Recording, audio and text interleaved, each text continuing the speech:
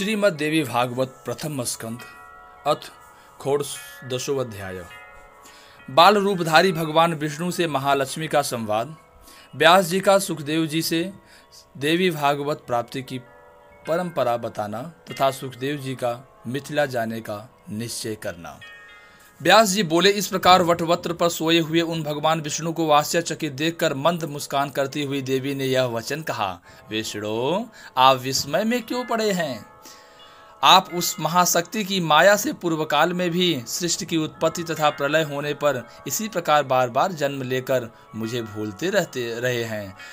वे पराशक्ति निर्गुणा हैं। मैं और आप तो सगुण हैं। जो सात्विकी शक्ति हैं उसे आप मेरी ही शक्ति समझिए।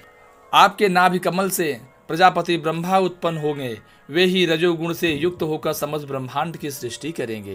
वे ब्रह्मा की तपोबल का आश्रय लेकर श्रेष्ठ शक्ति प्राप्त कर के रजोगुण के द्वारा त्रिभुवन को लाल वर्ण का कर देंगे।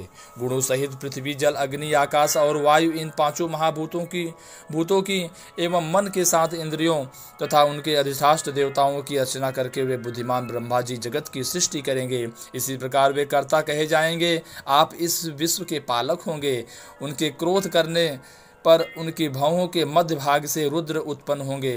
हे महामते, वे ही रुद्र घोर तप करके तामसी शक्ति प्राप्त कर कल्पांत के समय सृष्टि के संहार करता होंगे। इसी कारण मैं आपके पास आई हूँ। आप मुझे वही सात्विकी की शक्ति समझिए। हे मधुसूदन, मैं यहीं रहूंगी। मैं तो सर्वदा आपके ही पास रहती हूँ। आपके हृदय में मैं निरंतर निवास करती हूँ। विष्णु बोले, हे देवी, हे वरारोहे, कुछ समय पूर्व मैंने स्पष्ट अक्षरों वाला जो आधा श्लोक सुना, वह परम कल्याणप्रद तथा रहस्यमय वाक्य किसने कहा था? हे वरारोहे, यह मुझे शीघ्र बताइए। हे सुमुखी, इस विषय में मुझे महती शंका है। जिस प्रकार निर्धन पुरुष धन की चिंता करता रहता है, उसी प्रकार मैं उसका बार बार स्मरण करता रहूं। व्यास जी बोले, विष्णु का यह वचन सुनकर मुस्कान युक्त मुखमंडल वाली महालक्ष्मी मधुर हास्य के साथ अत्यंत प्रेम से बोली। महालक्ष्मी बोली, हे शौर्य, मेरी बात सुनिए। मैं सगुण स्वरूपा चतुर्भुजा भगवती हूँ। आप मुझे जानते हो या न जानते हो, किंतु मैं सब गुणों का आलय होती हुई निर्गुणा भी हूँ। हे महाभाग, आप यह जान लें कि वह अर्ध श्लोक उसी पराशक्ति ने कहा था। आप उसे सब वेदों का तत्व स्वरूप कल्याणकारी और पुण्य प्रद श्रीमद् देवी भागवत समझिए। हे शत्रुमर्दन, हे सुब्रत, मैं भगवती की परम कृपा मानती हूँ, जिसने ऐसा गुप्त एवं परम रहस्यमय मंत्र आपके कल्याण के लिए कहा है। आप इसे सर्वदा चित्त में रखिए और कभी भी इसे विस्मृत न कीजिए। यह सब शास्त्रों का सार है तथा महाविद्या के द्वारा प्रकाशित किया गया है। इससे बढ़कर त्रिभुवन में कुछ भी ज्ञातव्य नहीं है। आप निश्चय ही देवी के परम प्रिय हैं, इसलिए उन्होंने यह मंत्र आपको बताया है। व्यास जी बोले, महादेवी लक्ष्मी के इस वचन को सुनकर चतुर्भुज भगवान विष्णु ने इसे सर्वश्रेष्ठ मन समझकर सदा के लिए हृदय में धारण कर लिया। कुछ दिनों के बाद उसके नाभि कमल से उत्पन्न ब्रह्मा जी दैत्यों के भय से डरकर भगवान विष्णु की शरण में गए।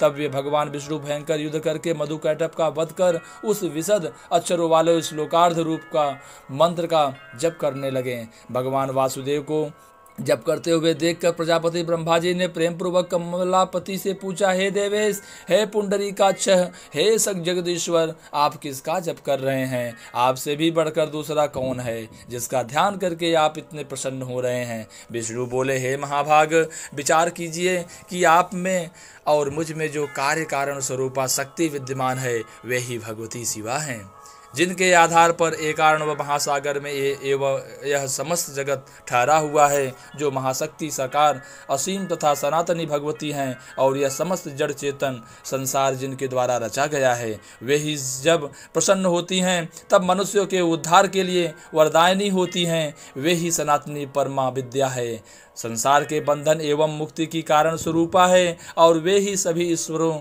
की भी स्वामिनी हैं। मैं आप तथा समस्त संसार उन्हीं की चैतन्य शक्ति से उत्पन्न हुए हैं। हे ब्राह्मण, हे निष्पाप, ऐसा आप सत्य जानिए, इसमें संदेह नहीं है। उन भगवती ने आधे श्लोक में ही जो कहा है वही वास्तविक श्रीमद्देवी भागवत है। द्वापर युग के आदि में पुनः उसका विस्तार होगा। व्यास जी बोले, इस प्रकार भगवान विष्णु के नाभि कमल पर विराजमान ब्रह्मा जी ने उस भागवत का संग्रह किया। तत्पश्चात उन्होंने अपने परम बुद्धि पुत्र नारद जी से इसे कहा। पूर्व काल में वही भागवत देवर्षि नारद जी ने मुझे दिया और फिर मैंने उसे 12 स्कंदों में विस्तृत करके पूर्ण किया। हे महाभाग, वेद तुल्य 5 लक्षणों से युक्त तथा भगवती के उत्तम चरित्रों से ओतप्रोत इस श्रीमद्देवी भागवत पुराण को पढ़ो। तत्व ज्ञान के रस से परिपूर्ण वेदार्थ के द्वारा उपबृहत और धर्मशास्त्र के समान पूर्णप्रद एवं भागवत सभी पुराणों में श्रेष्ठतम है। यह वृत्तासुर वध के कथानक से युक्त विविध आख्यानों उपाख्यानों से समन्वित महाविद्या ब्रह्म विद्या का निधान एवं भव सागर से पार करने वाला है। अतः हे महाभाग, तुम उस भागवत को अवश्य पढ़ो। तुम अत्यंत बुद्धिमान और योग्य हो। हे नरश्रेष्ठ, यह श्रीमद्देवी भागवत नामक पुराण पूर्ण प्रद है।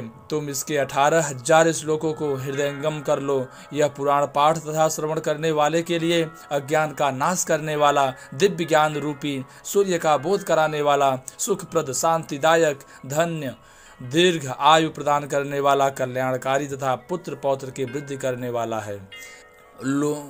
लोमहर्षण से उत्पन्न मेरे शिष्य धर्मात्मा सूत जी भी तुम्हारे साथ इस पुराण संहिता का अध्ययन करेंगे। सूत जी बोले, हे मुनियों, व्यास जी ने मुझसे और अपने पुत्र इस प्रकार कहा था। तब मैंने उस संपूर्ण विस्तृत पुराण संहिता को विधिवत पढ़ा था। उस समय भागवत पुराण का अध्ययन करके सुखदेव जी व्यास जी के पवित्र आश्रम में रहने लगे, परंतु दूसरे ब्रह्मपुत्र नारद की भांति उस धर्मात्मा को वहाँ शांति न मिल सकी। एकांत में रहने वाले तथा व्याकुल चित्त वे उदासीन की भांति दिखाई पड़ते थे। वे अधिक भोजन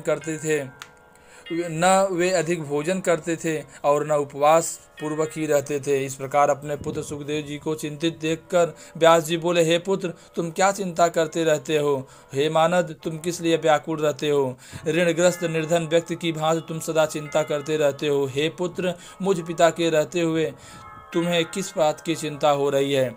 तुम मन की ग्लानि छोड़ो, यथेष्ट रूप से सुख उपयोग करो, शास्त्रों के ज्ञान का चिंतन करो और आत्मचिंतन में मन लगाओ। हे सुव्रत, यदि मेरे उपदेश से तुम्हें शांति नहीं मिलती तो राजा जनक के द्वारा पालित मिथिलापुरी चले जाओ।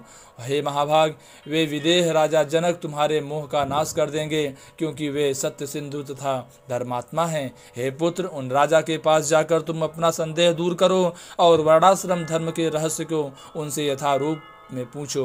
वे राजर्षि जीवन मुक्ति ब्रह्म ज्ञान का चिंतन करने वाले पवित्र यथार्थ वक्ता, शांत चित्त तथा सदा योग प्रिय हैं। सूत जी बोले, परम तेजस्वी उन व्यास जी का वचन सुनकर अरणि से उत्पन्न महातेजस्वी सुखदेव जी ने उत्तर दिया, हे धर्मात्मा, आपके द्वारा यह जो कहा जा रहा है उससे मेरे चित्त में शंका उठती है कि कहीं यह दंभ तो नहीं है। जीवन मुक्त तथा विदेह होते हुए भी राजा जनक हर्ष के साथ कैसे राज करते हैं? हे पिताजी, यह बात तो वैसे ही असंभव है जैसे किसी वंध्या को पुत्र हो। अतः वे राजा जनक राज्य करते हुए भी विदेह कैसे हैं, यह मुझे अद्भुत संदेह हो रहा है। अब मैं नृपश्रेष्ठ विदेह जनक को देखना चाहता हूँ कि वे जल में कमल पत्र की भांति संसार में कैसे रहते हैं। हे तात, उनके विदेह होने के विषय में मुझे बड़ा संदेह हो रहा है। हे वक्ताओं के श्रेष्ठ सौगतों की भांति वे भी मोक्ष की एक दूसरी परिभाषा तो नहीं है। हे महामते, भला भोगा हुआ भोग अभोग और किया हुआ कर्म अकर्म कैसे हो सकता है? इंद्रियों का सहज व्यवहार कैसे छोड़ा जा सकता है? हे एक पुत्र का अपनी माता, पत्नी, बहन तथा किसी असती स्त्री के साथ भेद अभेद का संबंध क्यों नहीं होगा? और ऐसा होने पर जीवन मुक्तता कैसी? यदि जीवा कटुछार, तीक्ष्ण, कषाय, मधुर आदि स्वादों को जानती है तो वे अच्छे अच्छे पदार्थों का रसास्वादन करते ही होंगे। यदि शीत उष्ण सुख दुख का परिज्ञान उन्हें होता होगा तो भला यह मुक्तता कैसी? हे तात, मुझे यह अद्भुत संदेह हो रहा है। शत्रु और मित्र को पहचान कर उनके साथ वैर अथवा प्रीति का व्यवहार किया जाता है, तो राज सिंहासन पर बैठे हुए राजा जनक शत्रुता या मित्रता का व्यवहार क्या नहीं रखते होंगे? उनके राज्य में साधु और चोर समान कैसे समझे जाते हैं? यदि उनके प्रति समान बुद्धि नहीं है तब भला वह जीवन मुक्तता कैसी? ऐसी जीवन मुक्ति कोई राजा मेरे द्वारा पहले देखा नहीं गया। हे तात, यह बहुत बड़ी शंका है कि वे राजा जनक घर में रहकर भी मुक्त कैसे हैं। उन राजा के विषय में सुनकर उन्हें देखने की बड़ी लालसा उत्पन्न हो रही है। अतः निसंदेह निवृत्ति के लिए मैं मिथिलापुरी जा रहा हूँ। जय माता दी।